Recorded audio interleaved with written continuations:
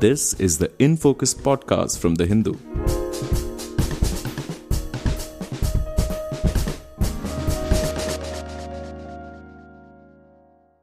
Hello and welcome to another edition of the In Focus podcast. I'm your host G. Sampath. Wimbledon 2024 kicks off from July 1st, promising some really exciting matchups. This would also be the first time 22-year-old Italian Jannik Sinner will enter a Grand Slam as the world number 1. World number 2 and 24-time Slam champ Novak Djokovic is racing against time to get fit after a knee surgery, and with French Open champion Carlos Alcaraz, he rounds out the big three of title contenders. Among the women, there is a lot of anticipation around the return to form of home favourite Emma Raducanu. World number 1 Iga Swiatek will once again hope for a breakthrough on grass, the one surface that she has not been able to adapt to so far. This Wimbledon will also be special for Indian fans as Sumit Nagal makes his main draw debut, and of course we will also have Rohan Bopanna featuring in the doubles with good chances of making a deep run. So what does the draw this year look like? Who are the greats we might not see again at this venue and likely to do farewell this time? And how are the key contenders doing with regard to form and fitness? We present a detailed preview of Wimbledon 2024 in this episode of In Focus, and we have with us N. Sudarshan from the Hindu's Sports Bureau. Sudarshan, thank you so much for joining us. Thanks so much, Sampath, for having me here. It's a pleasure. Great. So, Sudarshan, to start with, I was just wondering, the draw has just come out. What are your thoughts on it? Do you think any of the top three, Sinner, Alcaraz, Djokovic, have a tougher or easier draw than the others? I think the consensus right now is that Alcaraz has the easiest draw of them all. It seems like an interesting draw. I wouldn't say it is tougher for some and not so tough for the others. But there are quite a few tricky scenarios. Jannik Sinner's quarter is pretty eye-catching. Even Djokovic is, because there are a few good grass quarters there. The third quarter with Rublev and Zverev headlining it is quite open, I feel, because both are not known to be that good grass court players, and there's a chance that somebody might sneak in there. So these are my initial impressions of the draw. Right. So Alcaraz doesn't seem to have anybody to worry about other than Tommy Paul, who won the Queens, and as they say, Queens, whoever wins Queens doesn't really get to win Wimbledon. So he seems to be the favourite to make it all the way to the semis, at least. Yes, I think that's right in saying he starts against the qualifier, and he has maybe Francis Tiafoe in the vicinity, and the quarter is, I think Casper Ruud is the other top 8 seed in the quarter. Apart from Tommy Paul, like you said, who won Queens, there doesn't seem to be much of a challenge. I can see Hugo Humbert there. He is known to be decent on grass, so he might make it a bit interesting. But like you said, for Alcaraz, it's more of a challenge against himself, because he was a defending champion at Queens, but he lost, and he lost a lot of points. And he is also defending 2,000 points here from the winner's prize last year. So I think more than looking at others, at least in the first week, it will be more of a inward-looking challenge for him, where he needs to sort of hit the stride so that he can defend the title. Right. And you made a reference to the quarter featuring Zverev and Rublev. And I've always wondered, Zverev was, with his game, with this monster serve, and he's very mobile. Why hasn't he been more successful on grass? Like, what has he been lacking? He's got everything that you would need. He's like an Ivanisevic, so to speak. Why wouldn't he do better than he has? Yeah, he does have a big serve and a big forehand and a pretty solid backhand. But from what I have seen, I feel that he sort of struggles to move, and his volleying is pretty ordinary. For somebody who has such a wingspan, he should be volleying better, because he can literally cover the entire net with his wingspan. But his volleying and his movement on grass have not been up to the mark, I would say. Which is again interesting with respect to his volleying, because his brother Misha Zverev was one of the best serve and volley players, and he used to be such a tough player to play against. And Misha actually travels quite a lot with Zverev. I'm not sure what's happening of late, but he has been with his brother at tournaments. So if there is any knowledge transfer there, we should have seen it better in Zverev's games, but so far we have not seen it. Right, I find it interesting that you say his volleying is not up to the mark. Maybe it's not up to the mark on grass, because I've seen Zverev putting out videos where he is seen giving volleying lessons to up and coming youngsters. So it's very strange that his own volleying has some distance to go. What about Djokovic, Sudarshan? How is his draw shaping up? Is he going to be fit enough to make a deep run, or is his knee still pretty dodgy? Because he's been giving pretty positive vibes so far. Yeah, it all depends on how he feels in the first week, because these are the kind of injuries that generally take around 6 to 8 weeks to completely heal. That's what we have seen with other players. And considering how important the Olympic gold is for Djokovic, I thought he might slightly ease off on Wimbledon because Olympics is on clay at the end of July. But he doesn't seem to be giving up on grass. He has been practicing and he's all smiles. Though in those few practice videos, he did seem like he was not going all out. It remains to be seen how easily he can move in the first week. The one good thing is he opens against a qualifier and he might meet either a wild card or a qualifier in the second round. So I think he's guaranteed at least two easy, I wouldn't say easy, but straightforward by his standards matches. And that should actually give us a good, we can assess pretty decently at what place he is after two matches. Right. Now, another big name, what used to be the big four, Andy Murray. This is going to be his last Wimbledon. He's in the draw, but we don't know if he's going to be able to play. He had, a surgery to remove a cyst from his back or something. And that also, I think, reports say that they usually take about 6 weeks to heal. So, is he going to be able to play, or will he just make a mere formality of a doubles game with his brother, and that will be it? He's making every attempt, and his is tougher recovery than Djokovic, because I think he had the surgery only a few days ago, maybe even 2 or 3 days ago, while Djokovic has been on the recovery path for 2 weeks. And it does look like the last Wimbledon for Murray. He has himself said it, and he has got a wild card to play with his brother, and he is pushing himself to play singles. Now, in the draw, it has been very unlucky for him, I would say, as unlucky a draw as you can get. His first round opponent, who is a Czech player, Thomas Machak, he is 38 in the world, and it's very unlucky that you draw world number 38 in the first round. And this guy is also in decent form. He reached the third round of French Open, and also he made the Geneva 250 final before that, albeit on clay, but he is in form. So it's a very, very tough first round for Murray, but I think he's making every attempt to sort of play for one last time in front of his home crowd, and he said he deserves to be in the draw. I don't think anybody disagrees with that. Right. Are there any other big names who are going to be saying farewell apart from Murray? Is Dominic Thiem playing, or he didn't enter the draw? He didn't get a wild card, and he didn't enter the qualifying as well. So this must be, I think, this being a farewell year, we might have seen the last of Dominic Thiem at Wimbledon. He didn't have such a great, he has never had such a great tournament here. Last year was one memorable match with Tsitsipas for 5 sets, but otherwise, I think reaching the fourth round in 2017 was his best result, and it will most likely remain that way. And I think this is also the first time since 1996 we won't have at least one of the two Williams sisters in the draw. I think Venus is not playing. Serena has, for all practical purposes, stopped playing. So it's close to 3 decades of excellence from these two superb grass court champions.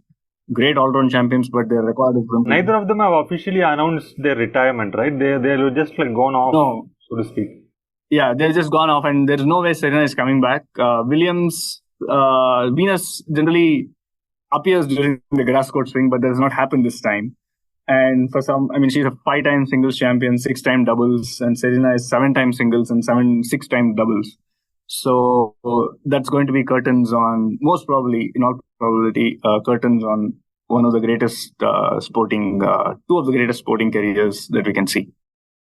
Right. What about the women's side, Sudarshan? Who are they? Are there any clear favorites? Because now I think this year's Wimbledon seems to be more open than ever before, even by WTA standards. When there are so many top contenders, like Rybakina and all, they are like recovering or ill or fatigued or injury struck. Even Sabalenka, I think, is not particularly in great shape.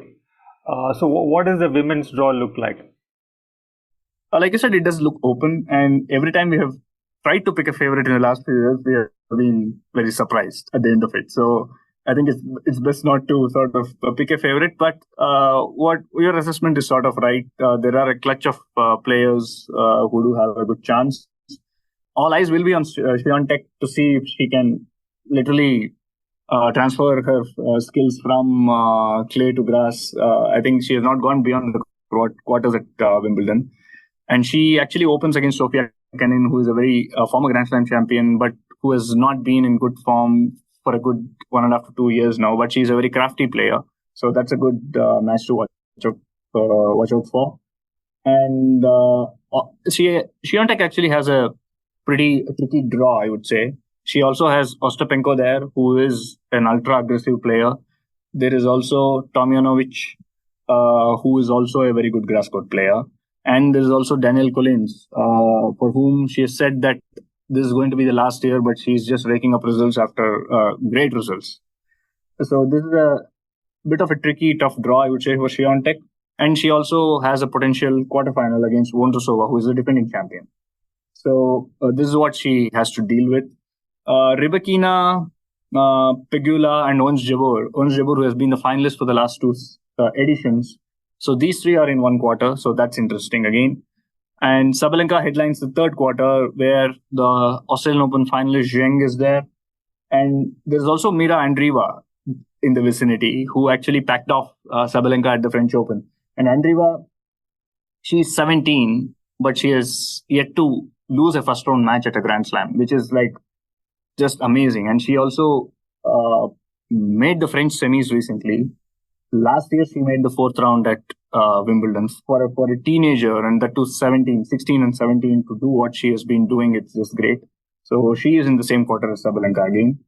And fourth quarter is Coco Gauff. She also has it a bit tough in terms of the number of big names that are around. There's Osaka around, a former Grand Slam champion in Sloane Stephens there, Madison Keys, big hitting American. And we also have a first round matchup between two Grand Slam champions in Azarenka and Stephens.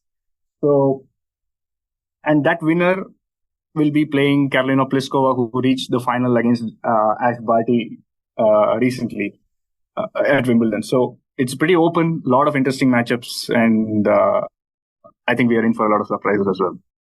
Right. So we discussed a lot of names just now, Sudarshan, Pliskova, Osaka, and of course the big contenders, Rybakina, Sabalenka, Swiatek and all. What about home favorite Raducanu? She's been making a lot of headlines with some excellent form, and she's great to watch when she gets going.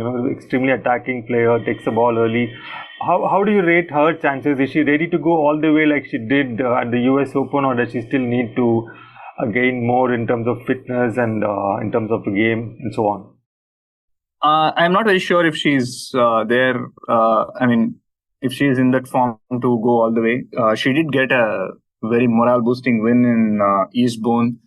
She beat Pegula, which was very bizarrely the first time she has beaten a top 10 player. So that was a pretty hard fought victory, and that would have given her a lot of confidence. But she lost the next match to Kasatkina. So that might have been a bit disappointing, but like you said, this win would have given her confidence. But I'm not very sure if she's ready to go all the way, but she will get a lot of support. And if she can actually ride on those support like she did when she first broke through, I think in 2021, when she reached the fourth round, I think we are in for a very good week. Right. Now coming to the Indian fans' expectations, how do things look for Sumit Nagal, who's made it to the Grand Slam main draw, I think for the second consecutive time, I think third consecutive. He was in the main draw of Australian Open, then French Open, now Wimbledon. Yeah, I think Sumit will go into this tournament with a very open mind, with not much expectations. I mean, this is entirely my reading. Because grass has it's not a surface that he prefers playing on. In fact, this is probably the first round match he might play against Kecmanovic will probably be only the second time he's playing a match on the Wimbledon grass as a senior player. The last was the first round of qualifier he played in July 2018, if I'm not wrong. So this must only be the second time. And his opener is pretty tough. Kecmanovic is a pretty decent player. He is ranked 53 in the world. And he, like Nagal, has better results on clay and hard, but he has done well this year. I think he had a very good tournament at the Australian Open. I think he reached the fourth round. So it's a bit of a tough opening. And actually, he's bunched together with Berrettini, Sinner in that quarter, I think. So it is a bit. I mean, if he wins, he plays either Cariano Busta or Greek Sport. Talon Greek Sport is a very good grass court player. He has won titles.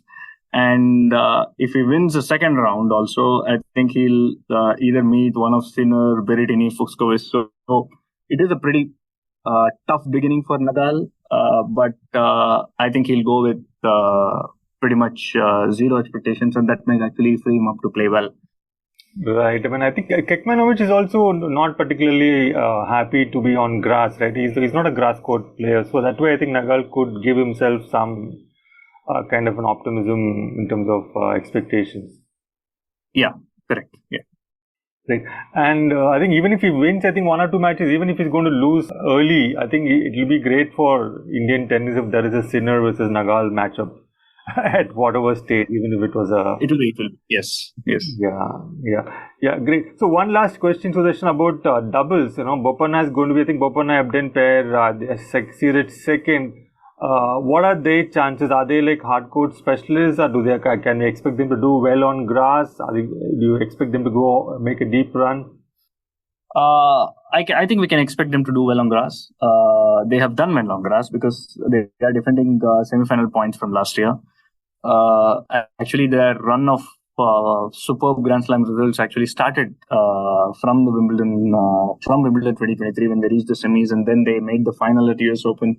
They won the Australian Open, and again they made the semi-final at French Open. And both are good grass court players, so I don't see any reason why they should not be doing well. And it will also be good for Bopanna because all eyes are on Paris Olympics, where he'll be partnering Sriram Balaji. There's a good chance that Sriram Balaji, who got in as an alternate in French Open, might get in here. Yuki Bambri, I think, is within the ranking cutoff to also be in the draw. So doubles, we will have more than one representation alongside Bopanna. So and I do think that Ebden and Bopanna can do well. And I think Ebden and Purcell have also won Wimbledon before. So they are no stranger. Ebden is no stranger to success on grass, and Bopanna, when he started the career and for a good first decade of his career, was known as a very good grass court player, and which is something that he has continued till date. He has a big serve and he has a big forehand, so there's absolutely nothing to stop them both from excelling. Right, and Nagal is also going to be in the doubles as well, right? I mean, he's partnering, I think, Lajovic for doubles. Yeah, I think they're all entered. I think the doubles draw will be finalized maybe only a couple of days later, or maybe a day or two into the main draw. So I think in French Open he did get in, so there's a good chance that he might get in here again. Right. One last question. Sorry, I forgot to ask you one question. We, among the men, we discussed the main contenders. I was wondering, what about the dark horses? The players who really fans love to watch. Like Ben Shelton and Tsitsipas, Medvedev. Dimitrov. Are they? Do you see any of them pulling off a surprise in this Wimbledon? They are very well capable, but there will be two names that I'll watch out for. One will be Matteo Berrettini, who has had great results on grass, but for Djokovic, I think he has been the best grass court player for the past 4-5 years. He has won. But Berrettini is going to run into Sinner in the second round, right? Yeah, that's a bit of a unlucky thing. He might run into Sinner in the second round, and that could be a very good match. And he's actually, he knows how to play on grass. It's just that for the last 2 years he has been hobbled by injuries, and the reason why he might be up against Sinner is because he's ranked 60 in the world. So, but we can keep a watch as to how that match pans out. And the other player is 7th seed Hurkacz, Hubert Hurkacz, who has done well on grass. He reached the semis in 2021, and recently in Hall, where Sinner won his first grass court title, he had to literally battle very hard against Hurkacz because it was 2 tie breaks, and he has the game. He has a big serve, he has a big forehand, and he moves pretty well, and he has a decent slice and volley. So Hurkacz is another name that I would keep an eye on. There is also Jack Draper, who is the local favorite. I don't think he is capable of winning the Grand Slam, but he will get a lot of support. He's ranked 29 and he won Stuttgart grass, and he is now the number 1 Brit. So the local fans will get behind him, and that will be a good atmosphere to actually witness. Right. Berrettini, Draper, names to look out for. Thank you so much, Sudarshan. I think it was a great listening to you, your observations and insights on the draw and the players who are going to be the top contenders. I think it's going to be an exciting Wimbledon like always, and I think fans can look forward to it, especially Indian fans as well. Thank you so much once again. Pleasure talking to you. Thanks so much, Sampath. It was a pleasure. In Focus will be back soon with analysis of the biggest news issues. In the meantime, you can find our podcast on Spotify, Apple Podcasts, Stitcher, and other platforms. Just search for In Focus by The Hindu. We'll see you soon.